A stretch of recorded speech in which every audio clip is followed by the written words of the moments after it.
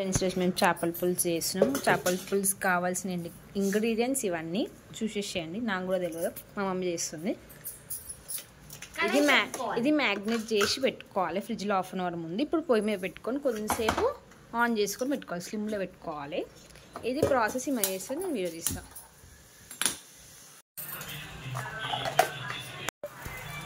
Friends చేపల పులుసుకి కావాల్సిన ingredients: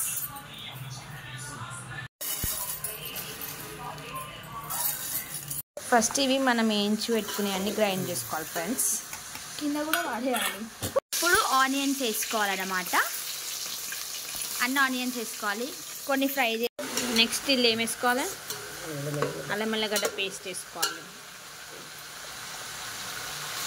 dedication current పోయినా టార్చ్ పెట్టుకొని మనం వీడియో తీస్తున్నాం. కరివేపాకు అన్నది సారీ, కొత్తిమీర ఫ్రెండ్స్. కరివేపాకు కూడా ఉంది ఇలా కొంచెం కనిపిస్తుంది. పసుపు వేసుకోవాలి ఫ్రెండ్స్. సాల్ట్ వేసుకొని గ్రైండ్ చేసుకోవాలి ఫ్రెండ్స్. మధ్యలో ఇట్లా వేసుకోవాలన్నమాట. గ్రైండ్ చేసింది వేసుకోవాలంట ఫ్రెండ్స్. అన్నీ మిక్స్ కలిపేసేయాలి.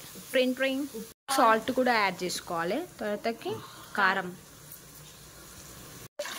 నెక్స్ట్ చింతపండు పులుసు పోసుకోవాలి. ఇక్కడ ఫిష్ మ్యాగ్నేట్ చేసి కొంచెం థిక్గా కావడానికి పల్లీలు కూడా ఎంచుకొని మిక్స్ చేసేసుకోవాలి. తర్వాతకి కొంచెం నువ్వులు కూడా ఎంచుకోవాలి, గ్రైండ్ చేసుకోవాలి. గ్రేవ్ థిక్గా వస్తుంది అంట మా మమ్మీ చెప్పింది. నెక్స్ట్ ఇందాక మనం మిక్సీ పట్టుకుని వేసుకోవాలి ఫ్రెండ్స్. పల్లీలు, నువ్వులు ఇందాక వేయించినాం కదా, అవే వేసేసేయాలి. థిక్ వస్తుంది గ్రేవీ. వేసేసే. నెక్స్ట్ జీలకర్ర మెంతుల పొడి, ఇందాక మనం గ్రైండ్ చేసుకున్న జీలకర్ర మెంతుల పొడి, ధనియాలు, జీలకర్ర మెంతులు పొడి.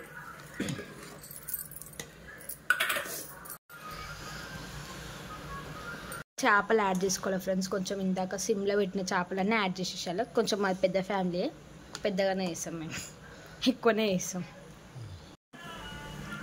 చేపల పులుసు రెడీ అయిపోయింది.